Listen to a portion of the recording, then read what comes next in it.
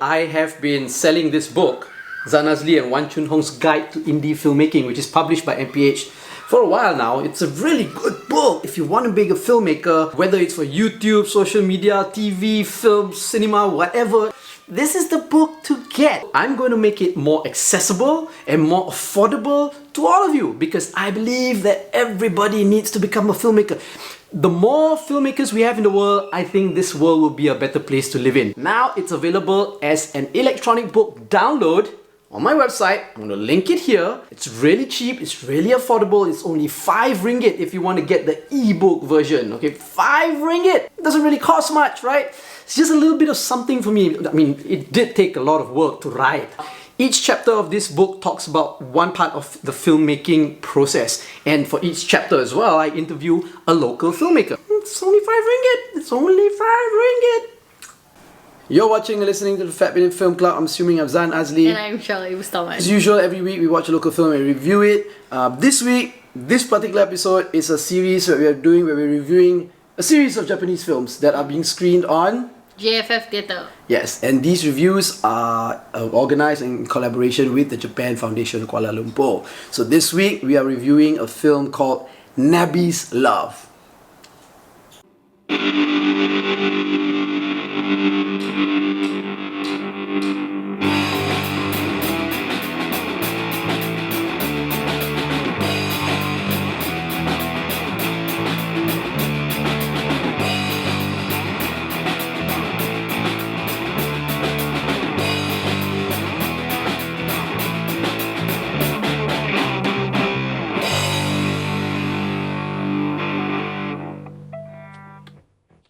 There is a quiz that the Japan Foundation is actually organizing. Yes. So what do we have to do? So you need to go to Google JFF Theatre, create an account on the site, and then you can watch all of these Japanese films for free. JFF Theatre is basically cycling a bunch of Japanese films based on themes, and the current theme is prefectures. So all of the films feature like different... They come from different, different prefectures all around in Japan, right? So the current series is going to, the current series of films will end in August, 1st of August, and then there are other films as well. New films. JFF Theatre is there perpetually for now. And it's free. It's free. So all you need to do is make an account. Yeah. And then on top of that, there's a little quiz. After you watch the film, you can download the document and answer the questions and then win yourself some merch. Yeah, and I'm wondering, what are we gonna win? Are we gonna win like chopsticks? No. Sashimi? No. Edamame? No. Ebiko? Well, enjoy the films, right? So we'll be reviewing like 6 films. We're reviewing it. We're reviewing it almost on a weekly basis until we finish reviewing all 6 films. Yeah. Okay, so we watched NABBIE'S Love. NABBIE'S Love. Okay, tell us what is the story about. So it's actually a film from 1999.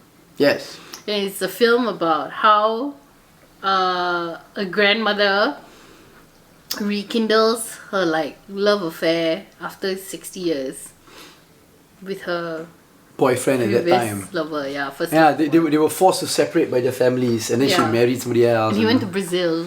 Yeah. So it's set on an island in Okinawa, but like a small island. And this grandma has like a family like a husband, and then her granddaughter has just come back to the island from Japan, from Tokyo, from Japan, and then suddenly she finds out, her boyfriend also come already. And the boyfriend was on the same ferry that the granddaughter took from mainland Japan. And then after that, it's like a very emotional would day until the end lah. Yes. Okay, so what do you think about the film? Okay, I kind of loved it because I love the idea that even if you're a grandma, you can still have a love affair. And she sends letters to her boyfriend, and then the boyfriend opens the letters and like petals of bougainvillea flowers fall out, fly out. It's so romantic. I don't know how I feel about the element of kind of leaving your entire family. But then again, after 60 years, right?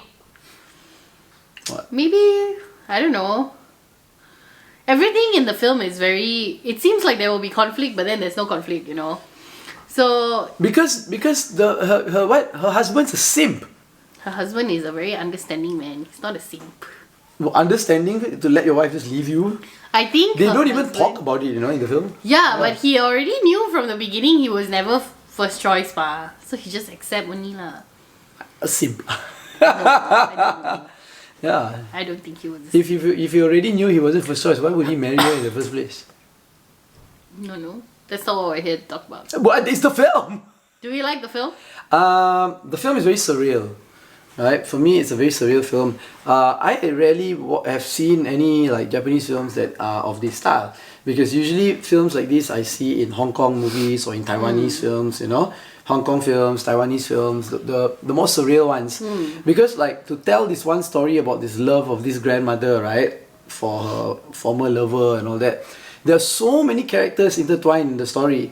You've got the granddaughter, you've got the husband, you've got like some stranger tourist who comes to the farm, you've got The people that live on the island. The people who live on the island. There's this captain of a ferry, a bunch of kids who do nothing, who has no role but just to follow the granddaughter around and let her use their bicycle, of which she does not take care of because she just throws it everywhere, right? And then you have these like regular, reoccurring side characters that play no role other than to just play and sing, play a musical instrument and sing. Right? There's this white guy who dances. Irish guy. Yeah, and it's very surreal, and I guess it's very symbolic. Symbolic? Yeah. No, I think I kind of enjoyed the movie. I enjoyed the movie. I'm not much of a surrealist kind of like audience member when it comes to films, but there are surrealist films that I do like. And this is one of those that I do like. I think some of the things that I find interesting is that the dialogue that happens right in the story really makes me again get really interested in discovering Japan. Maybe I just don't know much about Japan because Okinawa is a bunch of islands, right? What do you call a bunch of islands? A cluster. Archipelago, is it? I guess. I don't know. Yeah. That is like very far off from mainland Japan and it's like very near China. And Okinawa is like, to me, it's very associated with like American military bases. You know? Which is why the grandfather plays The Star Spangled Banner. the Star Spangled Banner every day. He before plays goes the to work. Star Spangled Banner every day. Yeah, that's right. While he's going to work at the back of the truck. Yeah. You know? And then he speaks like English. Yeah. And there's a lot of Western music in this movie. But played with like Japanese traditional instruments. You know? So that's I like that, you know. I like that. I also like the fact that it's got me thinking that in the dialogue, right, they always talk about people who come from Japan. The granddaughter comes back from Japan. I mean, Okinawa is supposed to be Japan, but I guess they don't see themselves as part of, I don't know, but it's like different, right? Everybody's coming from Japan. It's like people in Johor, right?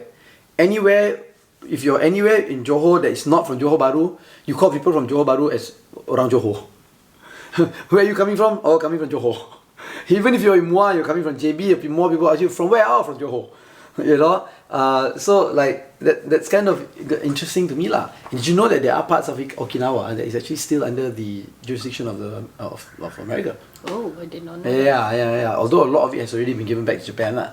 Right? So that's very interesting. And it's also like a very different culture. You see their dancing?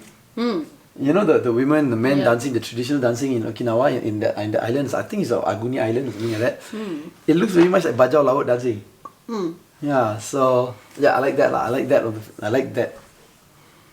I think overall it was a very clean film for me. It was shot very nicely in like kind of like a old cinema style, you know, like grainy a bit. It's also not very too full of dialogue, but it does have a lot of song. But it's nice that the songs are already weaved into the show itself, so it's not like a background music situation, you know. Oh, it's what is it they call it? Dialectic and non-dialectic song, whatever that term is, right? Yeah.